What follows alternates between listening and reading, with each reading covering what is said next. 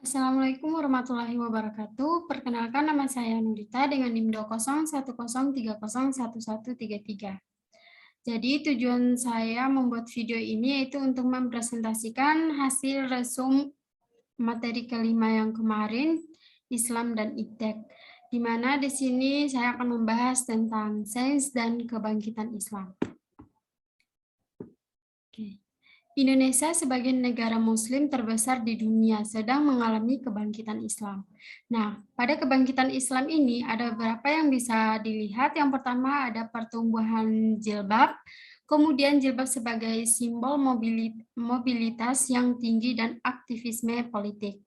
Kemudian ada spiritual beauty, yaitu gaya hidup perempuan modern sekaligus Islami. Selanjutnya ada kebangkitan politik Islam, kemudian sivil Islam, di mana Islam sejalan dengan nilai-nilai demokrasi modern.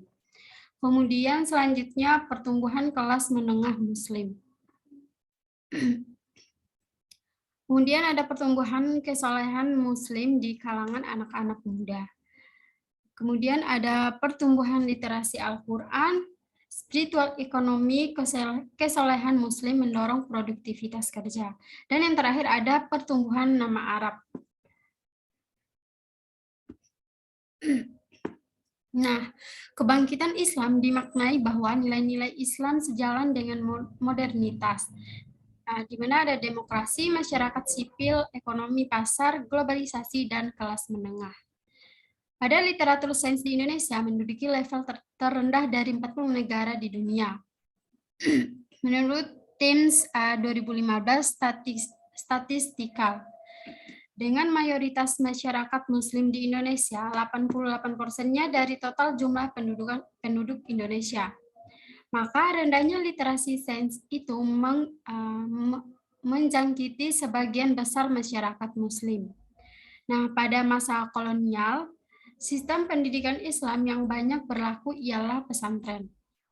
Bagi kaum pesantren yang terpinggirkan dan menganggap kaum kolonial sebagai kafir, sains ini merupakan produk kolonial yang juga dianggap kafir dan anti-Islam. Oleh karena itu, mereka hanya memilih satu domain pendidikan, yaitu pendidikan ilmu agama atau ulum al-din. Sementara itu, ilmu keduniaan salah satunya adalah ilmu kedokteran. Hanya menjadi domain segelintir orang, terutama anak priai. Selanjutnya, modernisasi umat Islam. Nah, pada modernisasi masyarakat Muslim itu berlangsung unik, di mana yang pertama, semakin modern masyarakat Eropa justru semakin sejalan dengan ide-ide sekularisme. Menurut Woodnon tahun 1988. Kemudian pada sebaliknya, semakin modern masyarakat Muslim justru semakin memperhatikan nilai-nilai agama. Menurut Hefner tahun 2000. Nah, umat Islam mengalami lompatan sejarah dalam belajar agama, di mana dari monopoli segelintir ulama menjadi lebih divergen. Ciri yang paling menonjol di dunia Islam saat ini ialah objektivitas pengetahuan keagamaan, di mana pengetahuan dan praktik Islam merupakan objek kepentingan bagi sejumlah orang yang kian meningkat jumlahnya. Hal ini berbeda dengan masa lalu, di mana pengetahuan keagamaan hanya di monopoli segelintir ulama.